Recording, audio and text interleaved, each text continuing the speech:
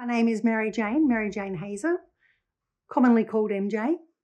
Come from a small town called Stanthorpe in Queensland, Australia. I have a Synchrony 2 implant and I use a Rondo 3 sound processor.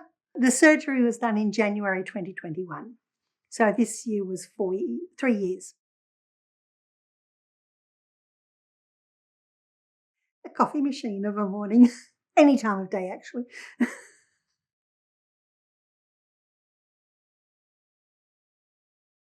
Because my hearing loss was quite sudden, from my first hearing aid in 2017 to being told that I'd gone totally deaf on that side in late 2019, early 2020.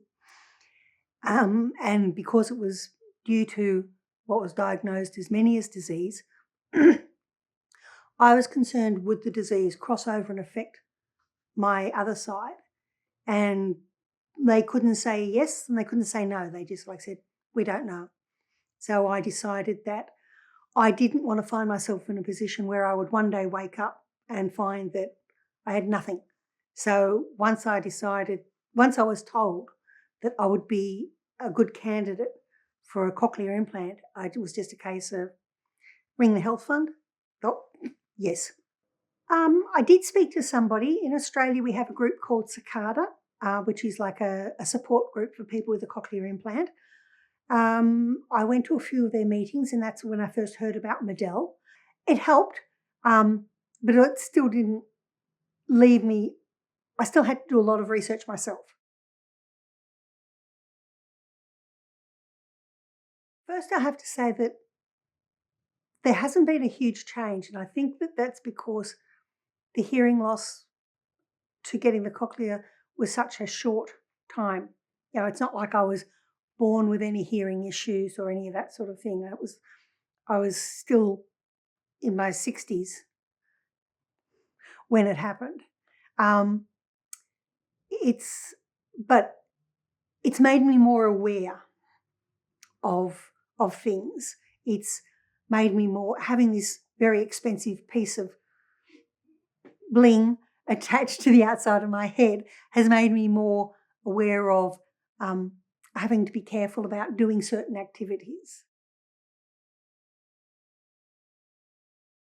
I think because it was a fairly new thing for me, knowing what research I had to do and finding that it was hard to find somebody who could have a similar situation to me, I thought it was a really good idea. And I went, well, even if I only can answer one set of questions a year, that's something. I'm helping someone. Also, establish a good connection with your library, your local library, because I found that I was able to get ebooks through my local library, and which I used quite heavily in the start for rehab practice at home,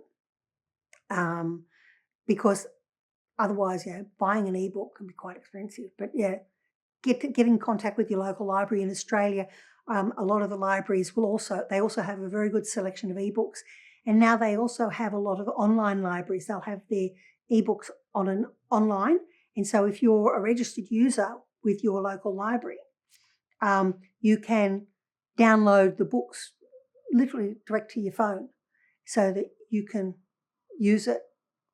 Use your technology. Find out what's there, what Medel have got, and use your technology. I use my iPhone for controlling volume and so on. I use my audio link. Use what Medel can give you, because it all helps. Get to know your audiologist as well and embrace all of those really regular sessions, because every time they tweak it, it will improve. It helps it a little bit every single time.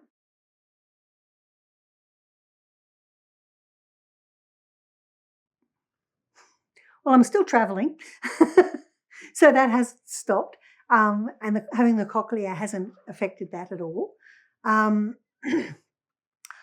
I'm still basically able to do everything that I did beforehand. And I think that for me, that's the most important thing.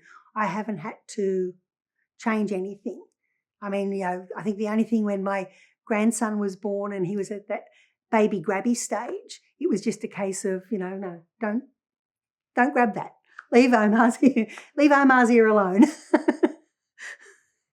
But for me, and I think it hasn't changed anything I've been doing. I still live my life exactly the same.